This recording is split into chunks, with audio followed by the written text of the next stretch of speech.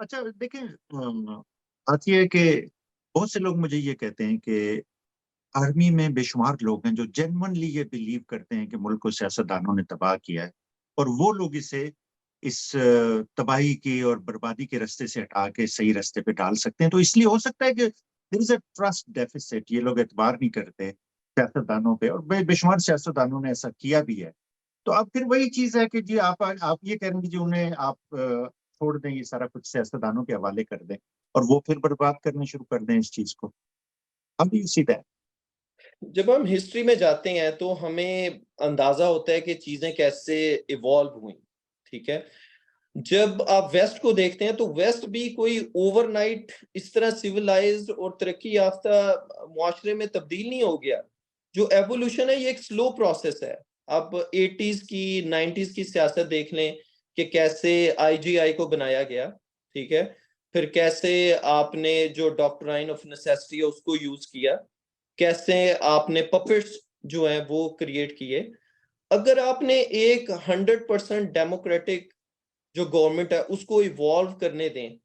جو KPK ہے وہ امریکہ کی سٹیٹ نہیں ہے، نہ ہی وہ سوئٹزرلینڈ کا حصہ ہے. اب دیکھیں کہ ان لوگوں میں شعور ہے اس چیز کا. انہوں نے ہر دفعہ ایک دوسری پارٹی کو چوز کیا. ٹھیک ہے، تو ان میں جو شعور ہے وہ تھوڑا سا زیادہ ہے. لیکن اگر آپ اس پروسیس کو ان انٹرپٹڈ چلتا رہنے دیں تو اسی میں ہی جو ہے وہ تصحیح ہوگی سسٹم کی.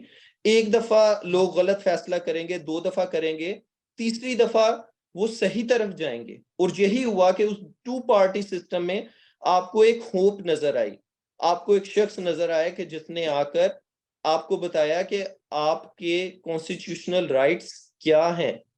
اس نے آپ کو ذہنی غلامی سے آزادی کی طرف لے کے آیا کہ یہ پاکستان کا آئین ہے. کوئی اس نے آپ کو جو ہے امریکن کانسٹیٹیوشن نہیں وہاں پر امپلیمنٹ کرنے کو کہا. اس نے آپ کو بتایا کہ یہ آپ کا آئین ہے اور یہ جو آپ کو رائٹس دیتا ہے آپ وہ رائٹس بھی مانگیں.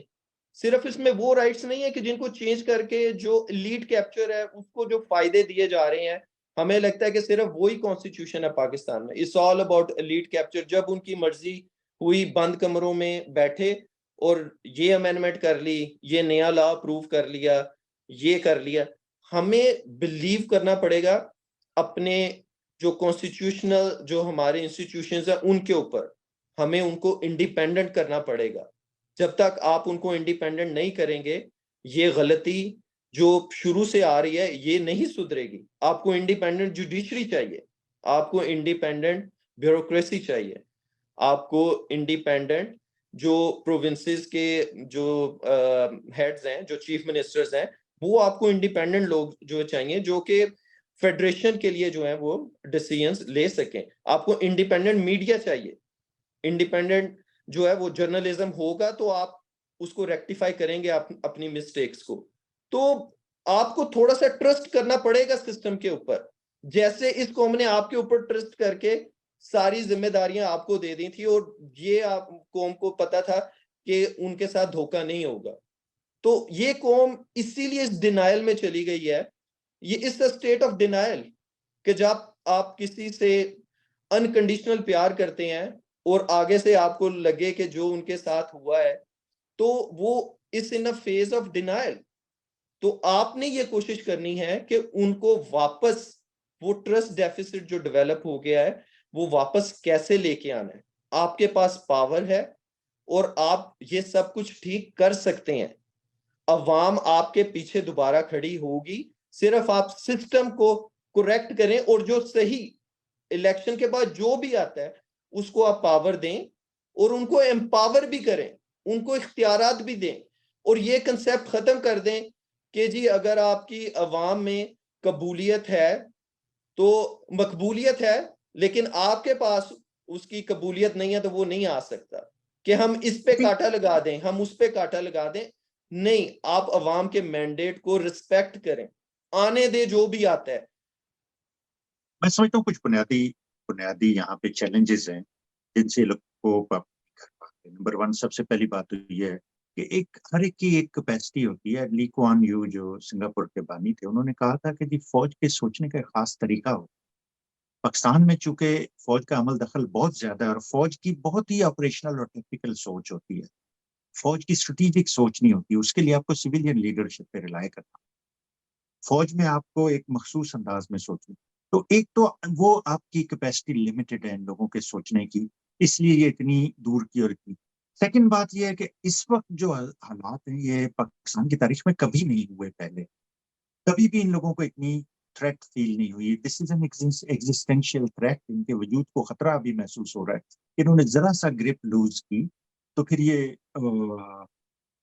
بن جائیں گے، ان کی پاور لوز ہو جائے گی. لیکن نہیں، شاید آپ کو نہیں پتا، جب آپ تیر رہے پانی میں ہوتے ہیں اور ڈوب رہے ہوتے ہیں، تو جب ڈوبنے والا کسی اور کو ایک آئرن کلیڈ جفا مار لیتا ہے، اسے پکڑ لیتا ہے اور اسے نہیں چھوڑتا، تو وہ اسے بچا نہیں سکتا، وہ خود بھی ڈوب جاتا ہے. اب یہ ڈوبنے سے بچنے کے لیے انہوں نے جفا مار لیا. تیسرا مسئلہ یہ ہے سب سے بڑا کہ یہ آپ بندوق کی سب کی بات کر رہے ہیں. وکٹر ہیوگو جو فرانس کا ایک عظیم ناول نگار تھا، جس نے شویک آف نوٹر ڈیم آپ کو یاد ہوگا، اس کا ناول تھا. عمران خان کی یہ فیوریٹ کوٹ ہے، وہ اکثر انگلش کے وہ کوٹ کرتے ہیں، لیکن یہ وکٹر ہیوگو کا ہے. وہ اس نے کہا تھا، no army can withstand the strength of an idea whose time has come. جو آئیڈیا میچور ہو گیا اور جس کا وقت آ گیا ہے، کوئی دنیا کی فوج اس کے سامنے نہیں کھڑی ہو سکتی. تو فوج کا اس میں اتنا زیادہ دخل نہیں. آپ یہ دیکھیں ان کے گرد جو سارے ووٹ کو عزت دو اور فلاں اور یہ سارے کرپٹ لوگ نہ ہوتے، اگر اس ٹائم پہ یہ ریفیوز کر دیتے کہ نہیں، عمران خان کی مقبولیت اس وقت بہت ڈاؤن ہے، وہ ان پاپولر ہے، 1 سال 1.5 سال رہ گیا ہے، ہم ووٹ کو عزت دینا چاہتے ہیں، ہم اسے نہیں آپ لوگوں کے ساتھ ہم لوگ کوریبوریٹ کریں گے، تو آپ اسے. تو یہ فوج کبھی بھی بندوق کی طاقت پہ کسی قوم پہ حکومت نہیں کی جا سکتی. چھوٹی چھوٹی معمولی سی مالی جیسی چھوٹی ملکوں نے، ریاستوں نے فرانس جیسی عظیم سمجھے ملٹری مائٹ سے آزادی حاصل کی، اور بے شمار ہیں جن آپ نے دیکھا، ہم نے بھی انگریزوں سے جان چھڑائی. تو یہ فوجیں کچھ نہیں کر سکتی جب تک ان کے ساتھ اندر سے آپ کے لوگ نہ مل جاتے. اچھا، میں اب آتا ہوں بس پاکستان کی طرف. میں 2-3 چیزیں میں چاہتا ہوں کہ ہمارے لوگوں کے لیے کلیئرٹی آ جائے. آپ نے کہا، اب یہ لگ رہا ہے کہ جی آپ عمران خان کی حمایت کرتے ہیں، اور اس لیے کرتے ہیں کہ Imran Khan number 1 is better than the other available choices. Number 2، Imran Khan کی پرسنالٹی اور اس کا نظریہ یک جان دو قالب، وہ اکٹھے ہیں. ہم اسینشلی اس چیز کو سپورٹ کرتے ہیں کہ پاکستان کے لیے جو بیسٹ پرسن اویلیبل ہے اسے آپ آگے. ٹھیک ہے، یہ ہو گیا. اب مجھے یہ بتائیے، یہ اوورسیز پاکستانیز کے بارے میں کوئی مصدقہ ڈیٹا اویلیبل نہیں ہے، کوئی آتھینٹک نہیں، ٹھیک ہے نا. یہ سننے میں آتا ہے کبھی کہتے ہیں کہ وہ 80% لوگ عمران خان کی حمایت کرتے ہیں، 90% لوگ عمران خان کی حمایت کرتے ہیں. چلیں یہ ہم مان بھی لیتے ہیں، ٹھیک ہے، ایون دو دیر از نو ایویڈینس اویلیبل کے ہے. باقی جو لوگ ہیں، جو نون لیگ کو، پیپلز پارٹی کو، ملا فضل الرحمان کو اور باقی لوگوں کو جو سپورٹ کرتے ہیں، انہوں نے بھی اپنی چھوٹی چھوٹی اوورسیز آرگنائزیشن بنائی ہوئی ہیں، وہ بھی کام کر رہے ہیں، اور ان میں سے کئی لوگ بڑی خلوص سے، الوطنی سے پاکستان کی خدمت کے لیے کام کر رہے ہیں. تو آپ first Pakistan global as a policy کیسے دیکھتے ہیں؟ آپ کیا یہ لوگ غدار ہیں کہ آپ ان لوگوں سے کے ساتھ کام کر سکتے ہیں؟ کیا طریقہ کار ہے اس کا؟ فرسٹ پاکستان گلوبل جو ہے، اس کو ہم نے کہا ہے کہ یہ ایک قسم کی فیڈریشن آف آرگنائزیشنز ہے، ٹھیک ہے. اس میں ہم ویلکم کرتے ہیں کہ جتنی بھی آرگنائزیشنز ہیں جو پاکستان کے لیے کام کر رہی ہیں، جو ہیومن رائٹس کے لیے کام کر رہی ہیں، جو پاکستان میں جو ڈیموکریٹک پرنسپلز ہیں، رول آف بے لا. شک ان کا کسی بھی پارٹی سے تعلق، کسی بھی پارٹی سے تعلق ہو، ہمارا کسی پارٹی سے کوئی تعلق نہیں ہے. یہ دوبارہ میں آپ کو وہ مینشن کرنا چاہ رہا ہوں کہ ہمارا جو پرپز ہے وہ یہ ہے کہ پاکستان کو اس جو بھنور میں پھنسا ہوا ہے اس کو وہاں سے کیسے نکالا جا سکتا ہے، اور ہم کیسے اس کو سپورٹ کر سکتے ہیں. اور اس کو سپورٹ کرنے کے بعد پھر ہم یہ چاہ رہے ہیں کہ اس کی جو بھاگ دوڑ ہے، جو کمان ہے، وہ ایسے لیڈرز کے ہاتھ میں ہو کہ جن کا ایک ویژن ہو، ان کا ایک نظریہ ہو، ان کی ایک سوچ ہو. اس میں کرپشن کو جتنا آپ نکال سکتے ہیں اس ایکویشن سے، ان کا ایک اچھا ٹریک ریکارڈ ہو. تو اس لیے ہم کسی بھی جو سیاسی پارٹی ہے ان کو ویلکم، ہر میں اچھے برے لوگ ہر جگہ پہ موجود ہیں، ٹھیک ہے. آپ یہ نہیں کہہ سکتے کہ نون لیگ میں سب برے لوگ ہیں، اس میں بھی کچھ نظریاتی لوگ بھی ہیں، ٹھیک ہے. ان میں میں بڑے جو لوگ بالکل اور بہت ہمارا جو قابل اصل بہت مقصد ہے، قابل اور بڑے حب الوطن لوگوں سے ملا ہوں جنہوں نے پاکستان کے لیے بہت فیسینیٹنگ چیزیں کی ہیں، بہت اچھی اچھی چیزیں کی ہیں انہوں نے پاکستان کے لیے. بالکل بالکل بدقسمتی کہہ لیں یا جو مرضی کہہ لیں اسے، کہ وہ لوگ ایک خاص گروپ سے یا ایک خاص پارٹی سے تعلق رکھتے ہیں، لیکن regardless of their political affiliation, as long as Pakistan کے لیے کام کر رہے ہیں، آپ سمجھتے ہیں کہ انہیں ہمارے ساتھ مل کے اس پلیٹ فارم سے کام کرنا.